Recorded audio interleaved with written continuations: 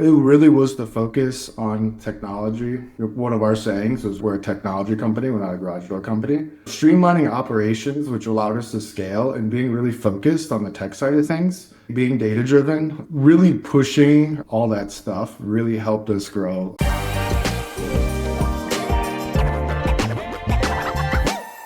Welcome to Mastering ServiceTitan, where you get expert advice from power users. I'm your host, Josh Liu, and today I'm joined by Andrew Mussio, the VP of Marketing and Innovation at WeatherPro. We are diving into using ServiceTitan for exterior modeling and contracting. And Andrew, welcome to the show. Yeah, thanks for having me, Josh. Of course, super excited for our convo today. I'm curious, maybe we can start with how you got into the trades, how it led to where you are today. Yeah, so I have a marketing background, and I first entered the trades in the garage door industry in 2017 with A1 Garage Door Service, and that was a fantastic experience. So I was with A1 Garage from 2017 to 2022 in the marketing and technology space. Gotcha. Wow, 6 years at A1 Garage Door, and that's if I remember correctly, that's a time where they really grew very, very quickly. Can you talk a little bit about that growth that they experienced and how ServiceTitan was involved? Yeah, I think a lot of it actually was driven by ServiceTitan. And I see parallels with this in the roofing and exterior remodeling industry right now, which is really exciting. You know, there's a lot of, I don't want to trash the industry, but some unsophistication, a lot of smaller companies in the garage door space especially. You know, ServiceTitan gave us a platform to grow and to be more sophisticated, to improve the customer experience, to improve operations. And it really allowed us, you know, with a lot of pushing from Tommy Mello to really have the framework and the software to get where we wanted to go. What do you think was unique or special about A1 that had helped you guys grow so much in an industry that was started off kind of not as sophisticated and then grew to where it is today? Yeah, I think it really was the focus on technology. One of our sayings was we're a technology company, we're not a garage door company. Which a lot of people at the time thought was ridiculous. You sure about that? But really streamlining operations, which allowed us to scale and being really focused on the tech side of things, being data driven, really pushing all that stuff really helped us grow. It gave us just the platform to scale. So obviously ServiceTitan was a huge part of that. And in some sense, you all were guinea pigs in certain areas, right? For ServiceTitan entering the garage door space. Are there some pieces of advice or wisdom from those years of testing things and whatnot that you're now taking to WeatherPro? Definitely. I think one of the things is I'm able to see the other side. So I see the light of the tunnel with everything. So when we're onboarding, when we're going through training, a lot of people question, hey, why are we doing this? Or what does this mean? And, you know, obviously seeing the other side, I think is really helpful in the onboarding and training experience and communicating to the team members what the benefit is. So going through that experience, being one of the first garage door companies on ServiceTitan really helped a lot when being one of the handful of first roofing companies on the platform. Yeah, I imagine that helps a ton. And I'm also thinking back in the day at the garage door, being one of the first, that must have been scary because there was no light at the end of the tunnel that you could look at. True. Yeah. Sure. So that's cool. Now you can have the conviction and kind of lead from the front there. So how has your experience been using ServiceTitan for WeatherPro and now this new industry? Seeing other companies, ServiceTitan companies excel really, and obviously my experience with ServiceTitan really helped us make the choice to switch. We were pretty persistent on wanting to get on the platform, and we got on, which is great. So previously we were on AccuLinks, which is a roofing and exterior modeling software. And there's a lot that we've kind of replicated. We tried to replicate at the beginning with AccuLink. I tried to set up to emulate the ServiceTitan experience, but it quite wasn't there. Gotcha. And then how did you convince everybody to join ServiceTitan? It's a big change, you know? Yeah, it is a big change. We're well networked in the ServiceTitan community, you know, and we introduced our team to those people, and really that helped guide them, you know, and really helped their onboarding and allowed them to be comfortable with the platform. As you guys are learning ServiceTitan and onboarding, what do you think were some of the biggest features that made a huge difference for you guys at WeatherPro, and especially for exteriors and contracting? There's a lot of simple ones. So there's a lot of simple things that really helped us. And a lot of things, like I mentioned, that we tried to emulate with the old CRM. I tried to set up this wacky phone routing that attributed the marketing campaigns and the recordings, and it did not work. Did not work well. It was not very stable. It gave us some good data, but nothing like the seamlessness of ServiceTitan. So like, there's a lot of simple ones. So phones, for example, like being able to listen to recordings, that's a big deal. Previously, we did not have that ability. So we'd have to dig into our third-party software, listen to a recording, being able to like get away from the he said, she says, and if there's a problem, go right into that job file, that customer profile, see what's going on. And then also the marketing attribution to that too. So being able to send out tracking numbers out there in our advertisements and know exactly, hey, they called in off this number. It's simple stuff, but it's huge. It's so huge. Phones is a big one. I think the other thing too is the sophistication of the reporting in ServiceTitan. Our previous CRM did not have the ability to pull in all this data, and just, it's overwhelming at times because it's just like, wow, like the ceiling's high, and sometimes it's a little overwhelming, but just knowing that eventually one day we'll be able to pull those reports and get that data is amazing. That was the light at the end of the tunnel, huh? Yeah, I guess a little bit. Yeah, the phones, it does sound like a simple part of this system. I'm curious where the value was. Was it just the fact that you had it integrated into one system, or was it just the recordings that was valuable? Yeah, I think it's just the seamlessness really helped. The recordings are very helpful too. It's just one of those simple things you don't really think about until you don't have it. And then when you don't have it, you really want it.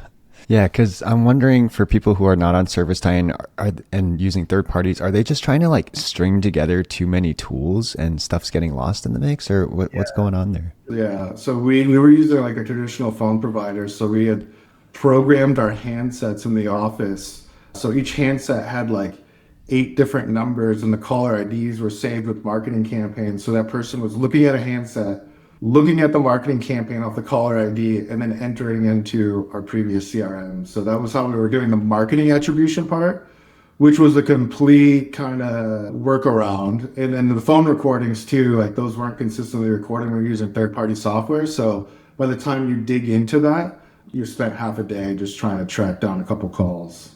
Gotcha. So because of the seamlessness, you can save a lot of that manual entry, maybe some human error, it sounds like, and then just overall efficiency, I guess. Absolutely too. And like the thing that was new to us too was phone classification, like call classification. Like that's a simple one, you don't really think about, but like knowing why our customers called is huge. That was a big gap in visibility we did not have as a black hole. So being able to instantly have reports send out and say, this is all our calls from today. This is the reasons why they called. Like, that's the amazing thing about ServiceTitan is like, if you have a problem or if you're looking to make an efficiency, like the data is there to track and be able to improve upon that. So like, I kind of like think of it as like the day we got on ServiceTitan was like a sunrise, and sun started like shining in every nook and cranny of the business. And we were able to see, exactly what was going on. And we're still finding stuff, and, we're still, and that's the great thing. Like the ceiling is high. So it's amazing to, that just those simple things to see like, hey, like we got 200 phone calls today. I wonder what those are about. Oh, 50% of them are about, wanting project updates. They want a status on their project. Okay, let's work on an automation to send out some updates so we can, reduce this call load. Wow. Thank you for sharing that example. And that's such a beautiful analogy to the sunrise, to find all the nooks and cranny of where data was missing. How was onboarding onto phones? I mean, that's a big change, for a lot of the front line. Was it hard for them to switch over to this new phone system? It was a little bit of a learning curve. I think there's a lot of good training in the ServiceTitan Academy that really helped. But honestly, nothing replaces just in-person training. It was a little bit of a learning curve, but it was fine. I know another feature you mentioned to me and last time we spoke was custom dashboards. Can you talk a little bit about, maybe for those people who don't even know what custom dashboards are, can you share what is it and how you guys use it? One of the awesome things about ServiceTitan that I love, is the data sets, the reporting. It's just the combinations are infinite. And a lot of those reports are available to put on a custom dashboard. So a custom dashboard, you have availability of all the reports in ServiceTitan. and you can put those on a dashboard, assign that to a user. So essentially it's their homepage when they log in, which is great. So custom dashboards, allowed us to transition a little bit easier from our previous CRM because we were able to make those custom reports on those custom dashboards to follow the workflows a little bit closer to our previous experience. So the way I look at it is if I'm a CSR, if I'm in sales, if I'm in accounting, whatever role it is, and I log into ServiceTitan, with that custom dashboard, I'm able to see exactly what I need to do for the day. So I can put a task management custom report on there. I can put different statuses of different projects, little buckets that I can see the progress of things all in one dashboard. And I think it really helped us with the transition greatly. So would you say, did you guys get custom dashboards set up before you went live, like some version of it, and that was like one of the criteria you needed before going live? Yeah. I definitely spent some time. We spent some time setting those up, kind of mapping out what the roles we had, and then also like how we needed to set those up in the ServiceTitan, ecosystem. So we did have those set up before we went live. Okay, gotcha. Actually, this is a perfect segue into some of the advice or something you would have done differently if you can start over looking at those roles and responsibilities. Can you share that advice of if you could redo your onboarding and start all over again, what you would do differently when it comes to the employee roles and responsibilities? I would definitely spend some time mapping out each role and their workflow, especially the workflows. I think that's really important. But there's certainly different things, with all this power that ServiceTitan has and all these reports, there's going to be sometimes a couple extra responsibilities. You may have to click an extra button. You may have to put in, log some data here or there. And we communicated that to our team early on. It was like, hey, we need to take a couple extra steps, each day that will pay huge dividends to the entire team. And that's just a data entry thing. Like one of the things that I wish we would have did in the beginning, we're doing now, would be setting up the price book. So price book is central to a lot of different things. And all companies in exterior modeling, we all have our own versions of a price book. We had ours in Excel, but setting that up properly in ServiceTitan from the get-go, I think I would definitely, if I had to do it over again, I would do that. We're going through that process right now. And thankfully there's some awesome tools. Spec-based estimates are amazing. It's like a superpower that we're setting up, and we're so excited. We're just rolling it out for roofing, and we got our other trades coming shortly. So definitely price book. If I had to go back, I would spend a little bit more time setting that up. Obviously, right now there's a lot of resources from ServiceTitan, from others, from consultants that can help out with that. But that's one of the big things I would do over again. Gotcha. On one hand, it's pretty inspiring, I guess, to see that you guys were still able to go live and be very successful, even though you didn't evolve the price book so much and are now getting to it. It seems like it can give people hope of like, hey, if your whole business is messy, like maybe you can still start with and then clean this up later, and it could be a priority later, I guess. Definitely. So like, and that's like, I've been around home service for a while. I've been in different industries. I've done consulting. I've been around different shops. We're not perfect. None of us are perfect. So there's always something. But yeah, it's definitely ServiceTitan. There's ways to get around that, but obviously doing it, properly from the get-go would be a huge benefit. We're not perfect, but we're getting there. And it's hard to be perfect. It's almost impossible. So I feel like maybe people switching over, you do kind of have to prioritize certain aspects of the business. It sounds like phones is one that you all prioritized when you first moved over. Are there any parts of the business that you prioritized first and then, made sure to get right? Yeah, I think one of the biggest things that we had to really work out was our production side of the business. So the installation side of the business, since that is one of the more lengthy workflows that we have. Sales was a pretty easy transition. In production, we just had to think a little bit more, work through a couple more things. Thankfully, when we launched, Project Portfolios was live, which has been a fantastic thing to have. It's very visual. It helps our production managers see the status of their projects, how things are going. There's a ton of filters on there, and they really love it. Did you guys have to change some of your workflows and best practices to fit into ServiceTitan for the production side? On the production side, not as much. We actually had more workflow changes on the sales side of things. I think because there's been a lot of commercial clients on ServiceTitan, there's been a lot of different trades on ServiceTitan. I think from the installation standpoint, things were pretty smooth and straightforward for us. I was curious on the sales side. So you mentioned you guys had to shift a little bit in terms of your workflow for sales and that it was pretty smooth, it seemed. What made it so smooth for you guys to switch over and what did you guys change? There's just a lot said. Obviously, ServiceTitan's been around for a while, has taken best practices from all the industries. So on the sales side, things are pretty straightforward. It's like, we get a call, we run an appointment, we leave an estimate, we sell an estimate. Obviously, there's some stuff in between there. We log follow-ups, lots of other things in there. We take pictures, we do forms. But, that part of the process, it was pretty simple for us. I think there was a couple of changes we had to do just with the way we were doing things previously. But we're like super, super excited that we're going to get the full ServiceTitan experience with the spec-based estimate templates, with the document templates and proposal builders. But yeah, it was a pretty smooth process. Got it. So was the transition more of like, hey, we've been wanting to do things more professionally and use better tools, but weren't able to, and that's why it was so smooth? They're just like, oh, these new tools we can play with, or what made it so smooth for those guys? The only thing that we really struggled with on the sales side was like just the whole dispatching, arriving, that whole process. That was something new. And I think those little things are huge because like previous to getting on ServiceTitan, we didn't know if our guys showed up to the appointments. We didn't know how long they were there. There was a lot of, like I said, like back to my analogy of the sunrise and the sun, shining throughout the business. Is like, that was something new to them. It was like, okay, I have to, use a tablet. I have to dispatch. I have to arrive. I have to complete my appointment. I have to take my pictures, do my forms. And it's really a benefit to them, but it's also a benefit to us as a business because we are able to in live time see, hey, they're at the appointment. And again, it's like the small things, like you don't realize until you don't have them how important they are. But like tons of things, like customers call and say, hey, where's my sales rep? We know.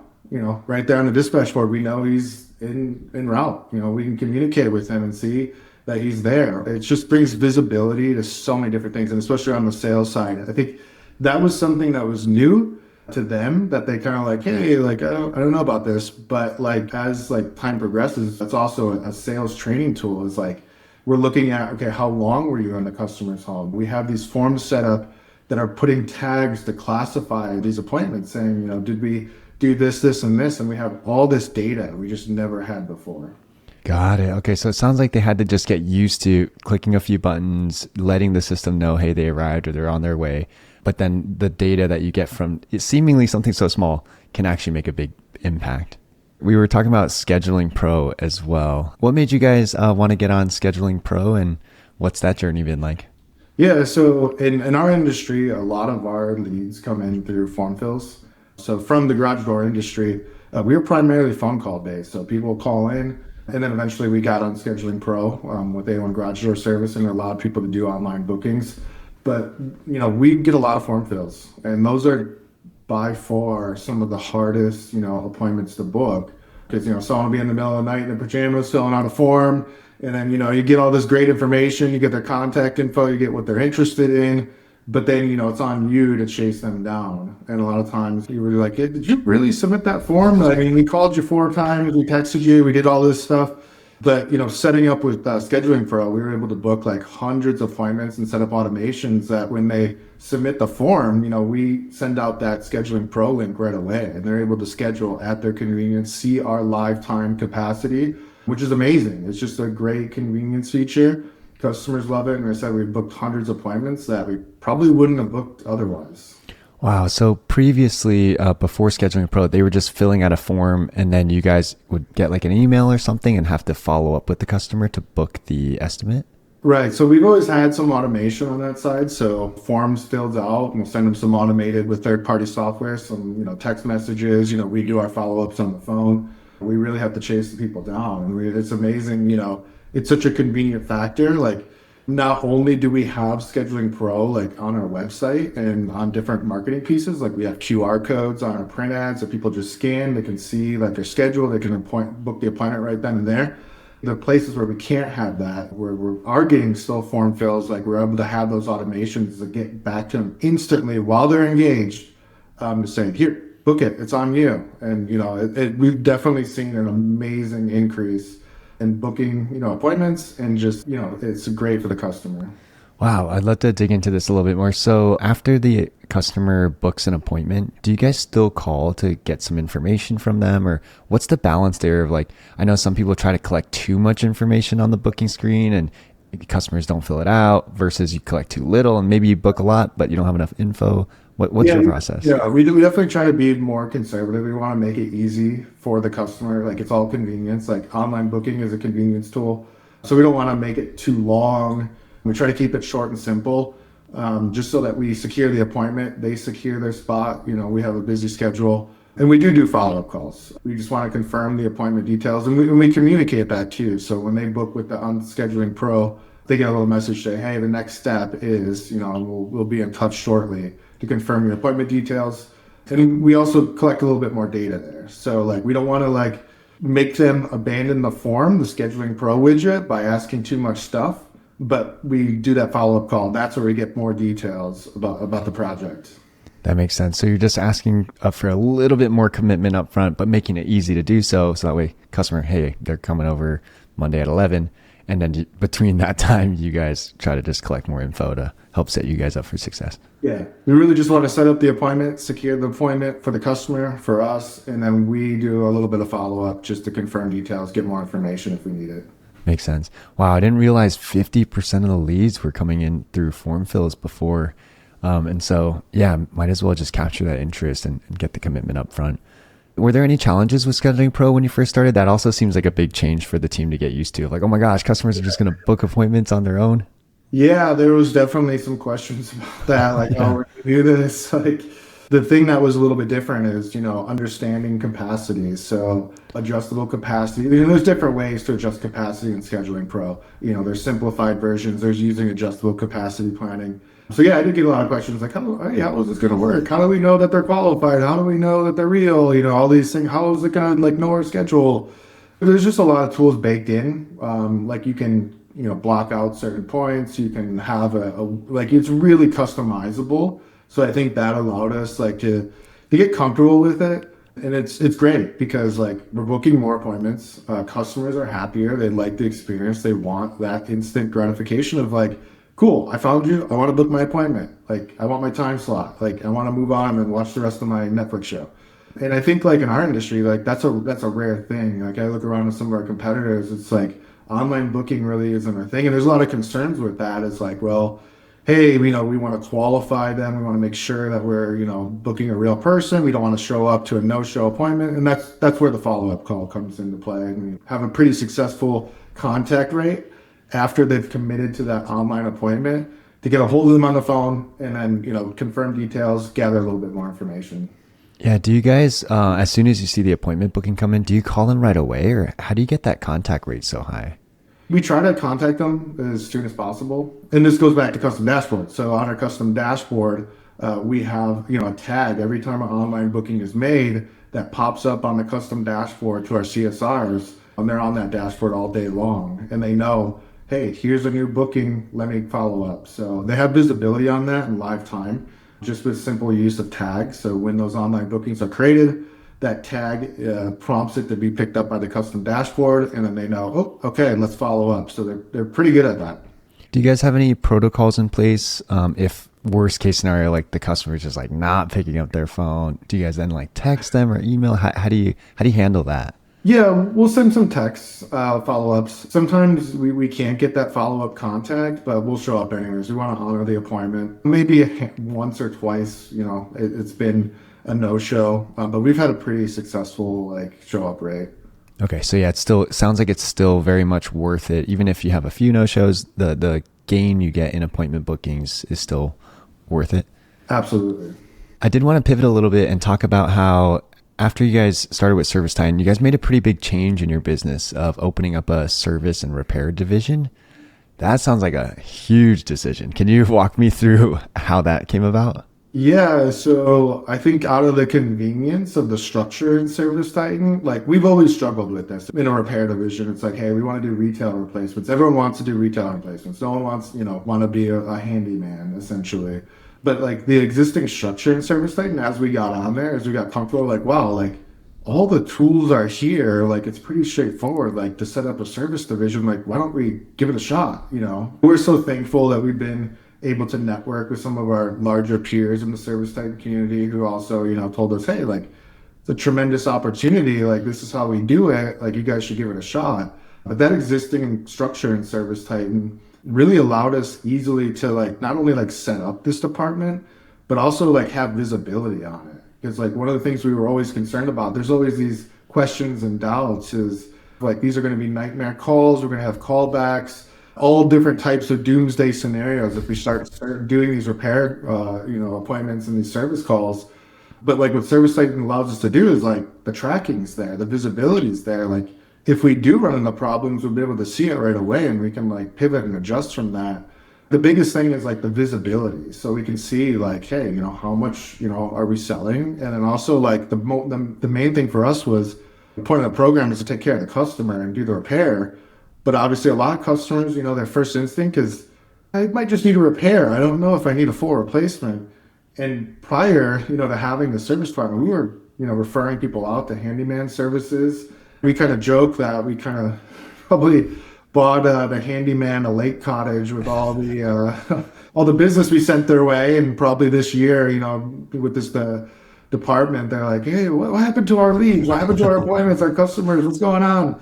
It's because we're taking care of our customers, and it's a better experience. So it felt bad to turn away people who needed a little bit of work, and that's the thing. They never quite know. We want to get out there. We want to do the inspection, and if it is a simple repair, we'll do it. And if it's not, like, we'll tell them the options on what they need for a full replacement. But the biggest thing that ServiceTitan did for us is it gave us visibility in that program, and it had the existing structure already built where it was simple for us to visualize that and set that up.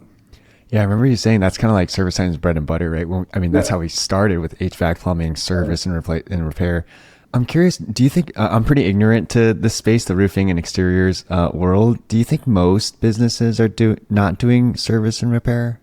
It's a mix. You'll see a lot of the larger companies have those service division and repair divisions, and then you'll see some of the smaller ones. In the middle, that's where you'll find people who are more chasing the full retail replacements and referring out that work to someone else. Gotcha. And were you guys in that middle place of like, you didn't really, okay. You're right in that middle place, yeah. Got it. And how come do you think in the middle, people don't really want to deal with the service and repair side? I think it's just a little bit harder. It's a little bit more difficult. Like you're going into an unknown, you're not getting a customer calling and say, yes, I would like this, please. I would like a full roof replacement, please. You're coming into a situation that you're not guaranteed something. You're not guaranteed, you don't know. So, having a proper, first workflow and also inspection process and visibility on how the program is doing is super important. But I think a lot of people just avoid that because it's a little bit harder. It's just a little bit harder. It sounds intimidating if you don't really know what you're going into. It sounds like the chance of losing money on a job or it not being worth the time, it sounds like a big risk. How did you guys mitigate that risk? It's all about tracking. So like the visibility that ServiceTitan gives us is amazing. And one of the things we want to track with this program is like how many of these repair calls are we converting to full replacements? And the amazing thing is we have visibility on that, and we've already been able to turn quite a few of them. And like our suspicions were right. Like a lot of customers are saying, hey, I just got a leak and I got this and I got this and it's loose and this. And we show up and we say, we can absolutely repair that. Absolutely. But, honestly, that's not the right way to do it. And here are some options. And obviously with ServiceTitan, there's a ton of tools that gives us, a lot of different options to present those. And how long have you guys been doing service and repair now? It's been a few months. It's been a few months. Okay. How's it going? Any tweaks you need to make? It's always evolving. Like, you mentioned like no one's perfect. And that's the great thing again about ServiceTitan. It'll be a broken record. It's like the ceiling's very high.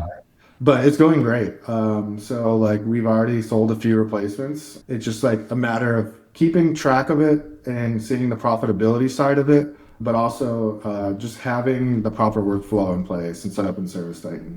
To circle back to the price book project that you guys are taking on right now, is some of that price book project to help see the costing of some of these jobs and get better profitability numbers?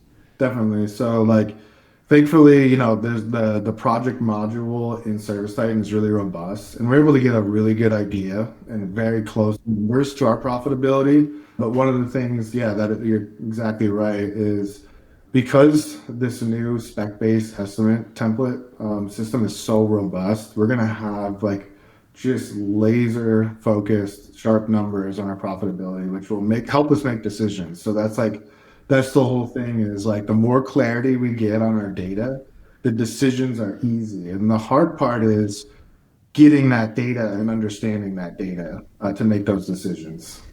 Right, that makes sense. So, Andrew, a lot of people are scared to try out software and be the first guinea pig or the first mover. Can you share a little bit about that experience for people, like shed some light on what's it like sometimes to be the first people to use something? Yeah, I look at it as like kind of the completely opposite. I think it's like not scary. It's actually incredibly exciting. We get a lot of attention, being roofing exteriors. Like, I mentioned Pantheon, like we go to all these sessions and it was like roofing, exteriors. And, ServiceTitan's making a big push for us, which is awesome. We get to have, the tools before everyone else. And the amount of stuff that's coming down the pipeline is so exciting. Like there's a ton of stuff from the sales side, from the production side, from the integrations with our existing third-party softwares that every roofing contractor uses. It's like, we're going to have these tools before everyone else, which gives us an advantage. I think it's amazing to be on the platform right now and seeing the amount of investment from ServiceTitan and from other things going on in the space. It's like, it reminds me of that time, in garage doors where it's just like, it's just so exciting to be, in this community, in the ServiceTitan community, and in this trade right now. Wow. Yeah, it reminds me of what you said at Tommy Mello's at A1. They said, hey, we're not a garage door company, we're a technology company. And back then, maybe it sounded a little cheesy, but then you saw how it evolved and how you guys were really able to use it as a huge competitive advantage. And so I like that you reframe that guinea pig experience as more of like, hey, we have the tools that nobody else has. We get to use it first and grow with it. So yeah, I super don't feel like exciting. a guinea pig. I feel like I'm pampered. We have ServiceTitan's attention, and there's so much resources. It's like every week there's someone else from ServiceTitan reaching out about a new product or our input on future development, and we're helping build the platform. And it's not like there's not a lot today that's already extremely useful for us. It's just like we have a say in like how things are going, and it's amazing. Like it's so exciting, and I'm super excited about like what's coming down the pipeline. Super cool. Andrew, we're grateful to have you, especially this engaged and help us to shape the future of the features and technology that we build. And yeah, excited to see you at Pantheon later this year. Yeah, I'll see you there.